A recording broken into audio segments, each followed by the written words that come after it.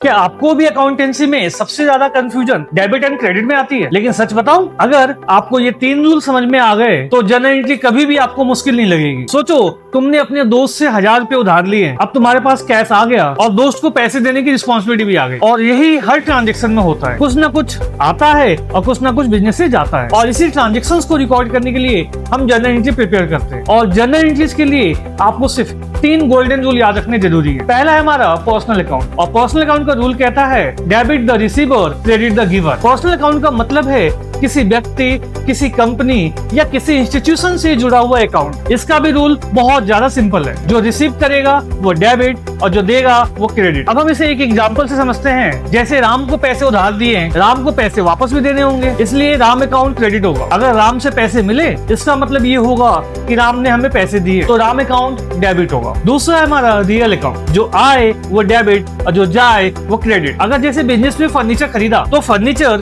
Business में आया, इसलिए फर्नीचर अकाउंट डेबिट होगा। और अगर फर्नीचर बेच दिया तो फर्नीचर बिजनेस से गया, तो इसलिए फर्नीचर अकाउंट क्रेडिट होगा। तीसरा है हमारा नॉमिनल अकाउंट, और ये सबसे ज्यादा सिंपल है। बिजनेस के सारे एक्सपेंसेस एंड सारे लॉसेस डेबिट होंगे और बिजनेस के सारे इनकम और गेन्स क्रेडिट होंगे। जनरल एंट्री की पूरी फाउंडेशन इन्हीं 3 रूल्स पे टिके हुए हैं। एक बार ये रूल आपको अच्छे समझ में आ गए तो अकाउंटेंसी का सफर काफी आसान हो जाता है। तो अब आप मुझे बताएं कि ये 3 रूल में से सबसे ज्यादा कंफ्यूजिंग आपको किस में होता है, और आप अकाउंटेंसी को रियल लाइफ एग्जांपल के साथ और इजी वे में समझना चाहते हैं, तो इस वीडियो को अभी सेव करें और इस पेज को फॉलो करें। मैं हूं doctor Rajkumar Gupta from rankers academy Gwalior. तो मिलते हैं अगले वीडियो में।